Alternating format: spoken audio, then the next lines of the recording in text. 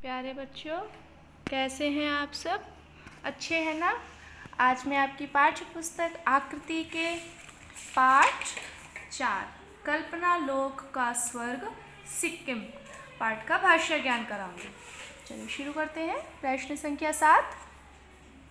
पाठ में आए निम्नलिखित शब्दों के तुकांत शब्द बनाओ। तुकांत यानी कि जो शब्द दिया है उससे मिलता जुलता समान तुक वाला। तो लोक का क्या हो जाएगा हमारा तुकांत शब्द? शोक। ठीक है।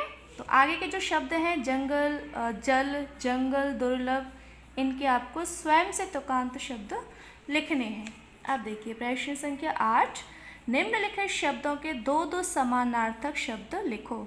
समानार्थक यानी कि समान अर्थ वाले, तो इसको और क्या बोलते हैं? पर्यायवाची शब्द भी बोलते हैं।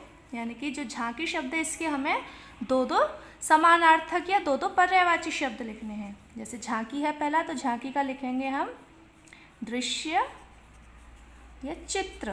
दृश्य और चित्र और भी होते हैं इसके, लेकिन हमें इसके कितने शब्द लिखने हैं? 2। तो ऐसे आगे के जो शब्द हैं इनके आपको दो दो पर्यायवाची शब्द या समानार्थक शब्द, एक ही बात होती है पर्यायवाची और समानार्थक, दो दो शब्द आपको लिखने हैं। अब देखिए प्रश्न संख्या 9। निम्नलिखित शब्दों के विपरीतार्थक शब्द लिखो। विपरीतार्थक यानी कि जो शब्द दिया है उसके बिल्कुल विपरीत, यानी कि उसका विलोम शब्द।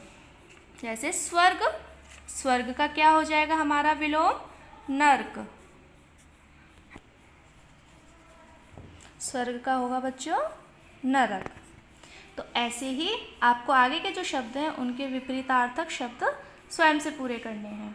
अब देखिए हमारा गतिविधि कार्य, सिक्किम में कही जाने वाली कोई एक लोक कथा अपनी कक्षा में सुनाइए। आपको सिक्किम में, जैसे अभी इसमें पाठ में भी आई थी, तो आप उसके बारे में और क्या लोक कथा जानते हो उसकी आपको एक वीडियो बनाकर आपके स्कूल के व्हाट्सएप ग्रुप पर शेयर करनी है।